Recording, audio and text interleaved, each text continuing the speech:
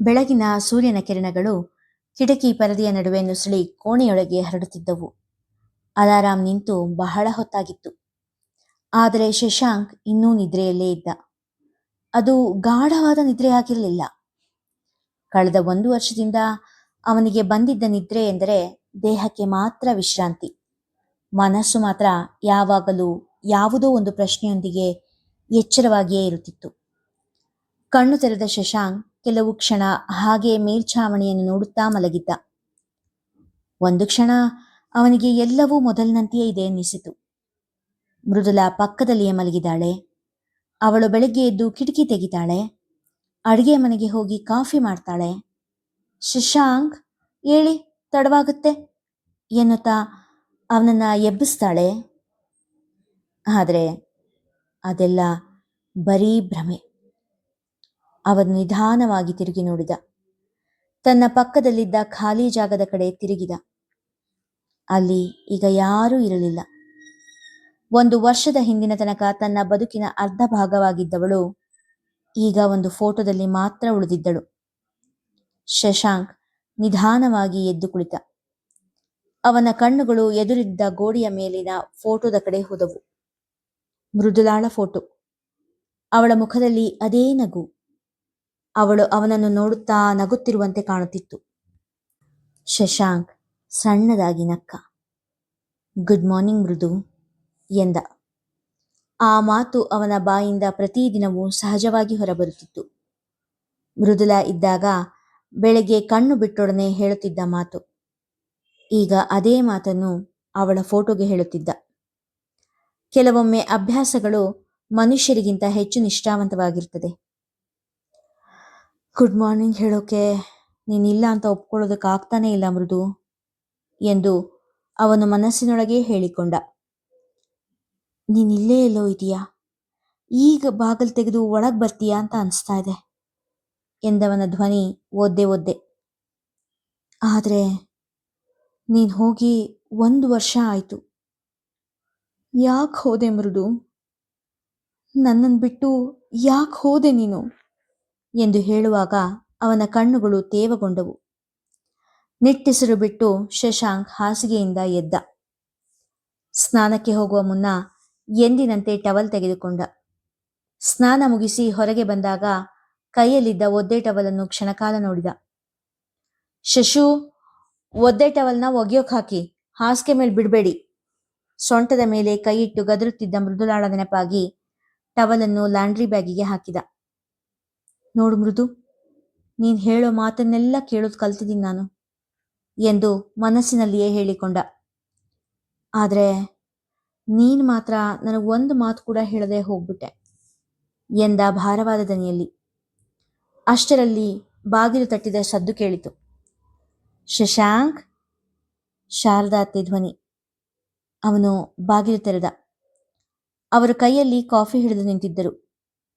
ಇಷ್ಟೊತ್ತಾದರೂ ಹೊರಗೆ ಬರಲಿಲ್ವಲ್ಲ ಅಂತ ನೋಡೋಕೆ ಬಂದೆ ಕಣಪ್ಪ. ಶಶಾಂಕ್ ಕಾಫಿ ತೆಗೆದುಕೊಂಡ. ಅವರು ಅವನ ಮುಖವನ್ನೇ ನಿರೀಕ್ಷಿಸಿದರು.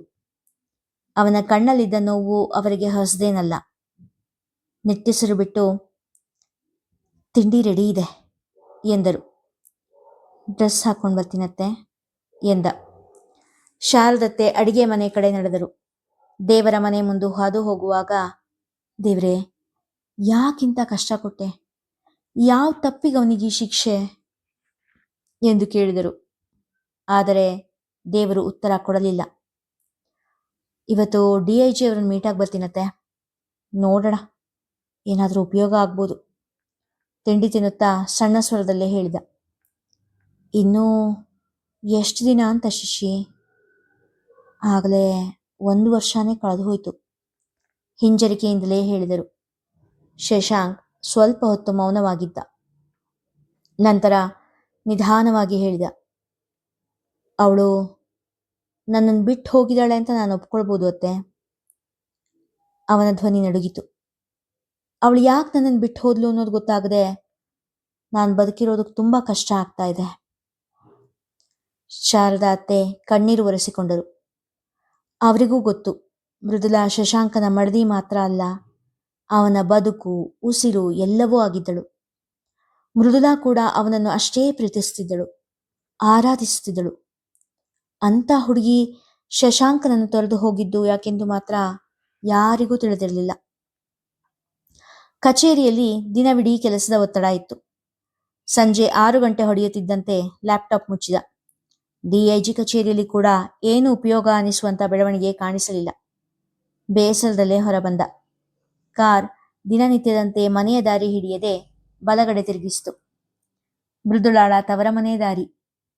ಆ ದಾರಿಯಲ್ಲಿ ಹೋಗೋದೇ ಅವಳಿಗೊಂದು ಸಂಭ್ರಮವಾಗಿತ್ತು. ಈಗ ಅವಳಿಲ್ಲದೆ ಆ ಮನೆಯ ಕಡೆ ಹೊರಟಿದ್ದ. ಒಳಗ್ ಬಾಪ್ಪ. ಕರೆಗಂಟೆ ಬಾರಿಸಿದಾಗ ಬಾಗಿಲು ತೆಗೆದ ಸುಮತಿ ಅಕ್ಕರಿಯಿಂದ ಕರೆದರು. ಚೆನ್ನಾಗಿದ್ದೀರಾತೆ? ಕಾಲಿನಿಂದ ಶೂಸ್ ಕಳಚುತ್ತಾ ಕೇಳಿದ. ಏನ್ ಚಂದನೋ ಏನೋ, ಅಂತೂ ಉಸಿರಾಡ್ತಾ ಇದ್ದೀವಿ, ಬೇಸರದ ದನಿಯಲ್ಲಿ ಹೇಳಿದರು. ಅವರ ನೋವು ಅವನಿಗೂ ತಿಳಿದಿದ್ದೆ. ಏನು ಉತ್ತರಿಸದೆ ಒಳಗೆ ನಡೆದ. ಹೇಗಿದ್ದೀರಿ ಮಾವ? ಆರಾಮ್ ಕುರ್ಚಿಯ ಮೇಲೆ ಕಣ್ಣು ಮುಚ್ಚಿ ಕುಳಿತಿದ್ದ ಮಾವನನ್ನು ಕೇಳಿದ. ರಾಮಕೃಷ್ಣಯ್ಯ ಬೆಚ್ಚಿ ಕಣ್ಣು ತೆರೆದರು. ಶಶಾಂಕ್, ಈಗ ಬಂದ್ಯಪ್ಪ ಎಂದವರು, ಆಫೀಸಿಂದ ಬಂದ್ಯಾ ಅಥವಾ ಮೃದುನು ಬಂದಿದಳಾ ಎಂದು ಕೇಳಿದರು. ಮಗಳು ಹೋಗಿ 1 ವರ್ಷವಾಗಿದ್ದರೂ ಅಭ್ಯಾಸ ಬಲದಿಂದ ಮಗಳ ಬಗ್ಗೆ ಕೇಳಿದ್ದರು. ಮಗಳ ನೆನಪಿನಿಂದ ಕಣ್ಣೀರು ಪಳ್ಳಿ ಎಂದು ಚಿಮ್ಮಿತು. ಏನೋ ಅನ್ಕೋಬೇಡಪ್ಪ, ಅಭ್ಯಾಸ ಬಲ.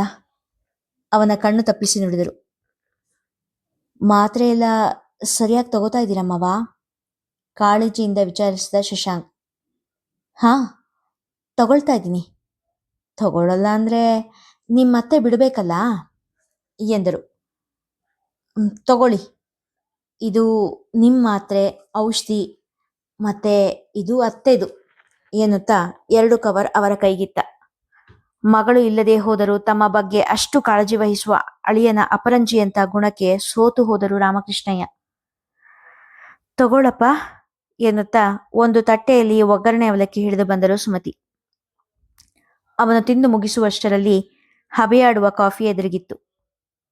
ಒಂದಿಷ್ಟು ಹೊತ್ತು ಮೌನವೇ ಹರಡಿತ್ತು. ಕೆಲಸ ಹೇಗ್ ನಡೀತಾ ಇದೆ? ಏನಾದರೂ ಮಾತನಾಡಲೇಬೇಕಲ್ಲ ಎಂಬಂತೆ ಕೇಳಿದರು ರಾಮಕೃಷ್ಣಯ್ಯ.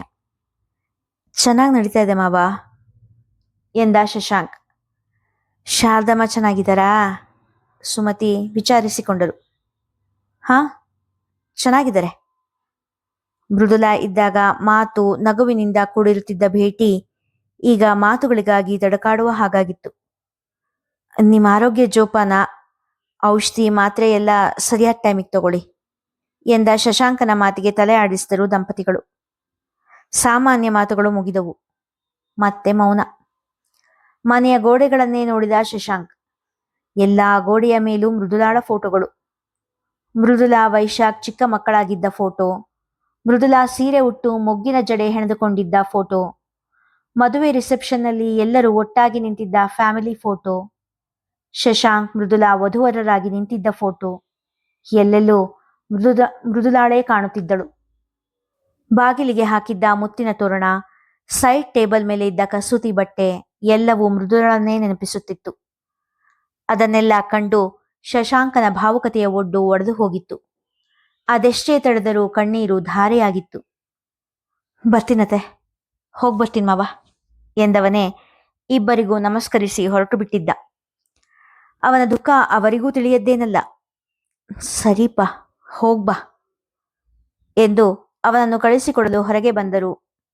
ಶಶಾಂಕ್ ಕಾರ್ ಹತ್ತಿ ಹೊರಟು ಹೋದ. ಸುಮತಿ ತಮ್ಮ ಮನೆ ಕಡೆ ತಿರುಗಿ ಹೊರಡುವ ವೇಳೆಗೆ ಪಕ್ಕದ ಮನೆಯ ಹೆಂಗಸರು ಮಾತನಾಡಿಕೊಳ್ಳುತ್ತಾ ಇದ್ದದ್ದು ಕಿವಿಗೆ ಬಿತ್ತು. ಒಳ್ಳೆ ಮಹಾರಾಜ ಇದ್ದಂಗಿದ್ದಾನೆ ಆ ಹುಡುಗ ಶಶಾಂಕ.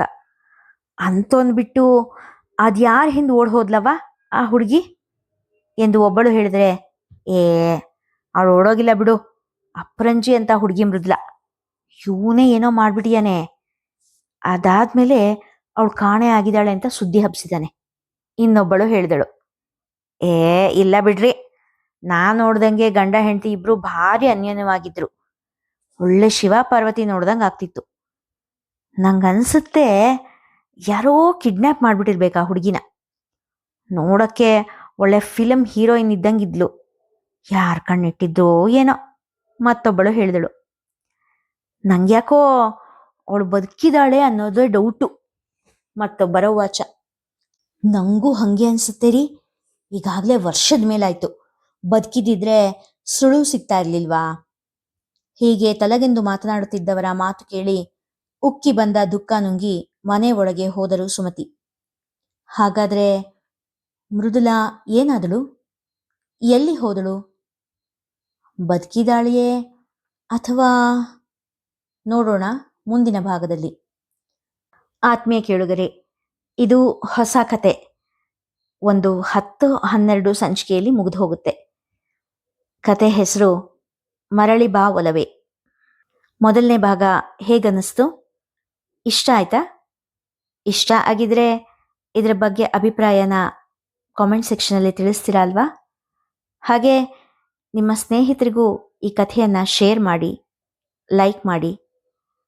ಮತ್ತು ನೀವೇನಾದರೂ ಮೊದಲ ಬಾರಿಗೆ ನಮ್ಮ ಚಾನಲ್ಗೆ ಭೇಟಿ ಕೊಟ್ಟೋರಾದರೆ ದಯವಿಟ್ಟು ಚಾನಲ್ನ ಸಬ್ಸ್ಕ್ರೈಬ್ ಮಾಡ್ಕೊಳ್ಳಿ. ಧನ್ಯವಾದಗಳು.